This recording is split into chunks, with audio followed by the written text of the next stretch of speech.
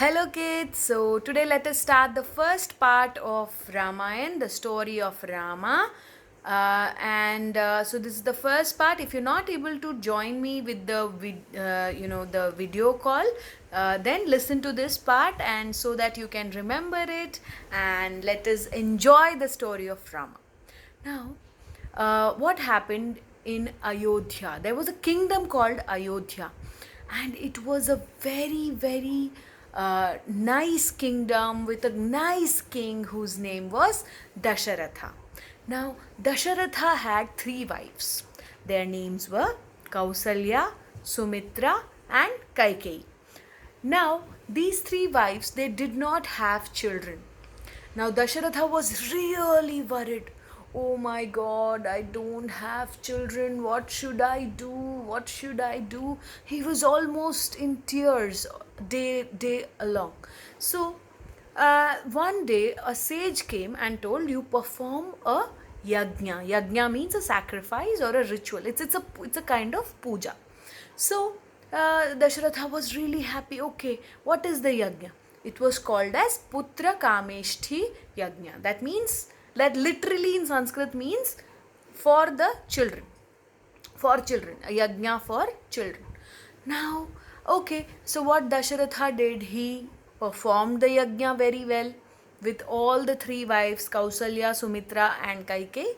And what happened from the yajna came the Yajna Purusha or the fire god, and he gave a bowl of payasam. What is payasam? It's a kheer, okay, a bowl of porridge. So in that bowl, Dasharatha gave the bowl to Kausalya. Now, Kausalya, what did she do? She gave it to Kaikeyi, and also both of them, Kaikeyi and Kausalya, gave it to Sumitra. So, when they ate that porridge, these three ladies got four children. Sumitra got two parts of the porridge, so she got twins. So, what were the names of these little children? Rama, born to Kausalya, then Bharata, born to Kaikeyi, and the two twins, Lakshman and Shatrughna, born to Sumitra.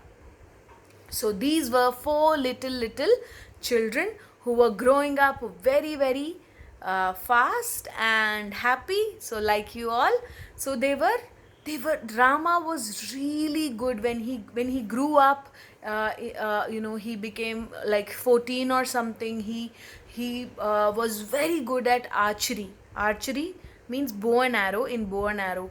And then he used to learn all the things from his father. Dasharatha used to love Rama like crazy. He loved Rama. And Rama was also in turn used to listen to each and every word of Dasharatha. That was his beauty. Dasharatha said, Rama, do this. He used to do, yes, up. He used to do it.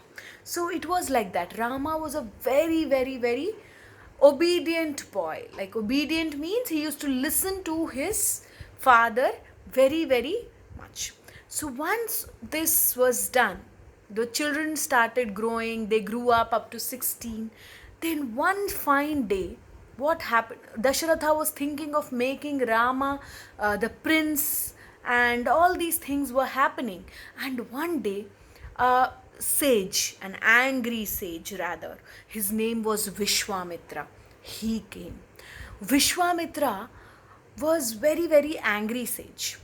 He came to Dasharatha. He was not angry at that time. He came and he said, Dasharatha, I am performing a yajna in my ashram. I am performing a yajna, but there are two big rakshas whose name is Maricha and Subahu. These two rakshas are really troubling me. I want Rama to come with me to the forest and kill these Maricha and Subahu. Dasharatha was taken aback. Dasharatha said, Oh my God, what? Rama? I will come with whole of my army and save your ashram and yajna. Please don't call Rama. Rama is very young. He's only 16. He doesn't know anything. But then this Vishwamitra got angry, really angry. He said, What? You don't obey my words, I will give you shrap. What does shrap mean? He said, I will give you some curse. Then Dasharatha got really worried. Then the Vasishtha was Dasharatha's guru. So Vasishtha came to Dasharatha and said, see, this Vishwamitra is a very, very great sage. He knows what he's doing, and he can easily kill those two demons, that is Maricha and Subahu. But he's calling Rama because of a important cause. It will be good for Rama. Dasharatha finally agreed. He said, okay, let Rama go, but Lakshmana has to accompany Rama. He said, okay, chalo, let's go. So these two people, along with Vishwamitra, started walking into the jungle, because ashrams, the Guru's ashrams, were always in the middle of jungle somewhere, that olden times. So Rama and Lakshmana started walking behind Vishwamitra. Now they were walking, and when they were going inside into the deep jungle, there was a loud noise. Now Rama and Lakshmana started watching here and there. What is happening? Where is this loud noise coming from? And suddenly there appeared a big demoness.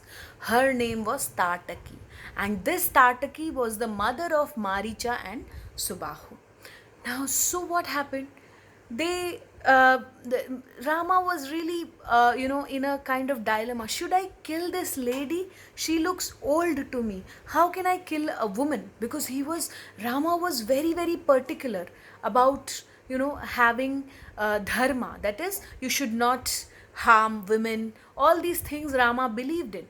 But then Vishwamitra told, see, she's a demoness. She's killing hundreds of sages every day in the forest. She's eating up all the animals available. She's destructing the forest. So those days also, sages were very particular about protecting our environment. See? So Vishwamitra told Rama, kill Tataki.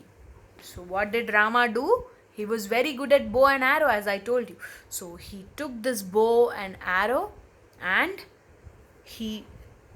in one single arrow, he killed Tataki. Tataki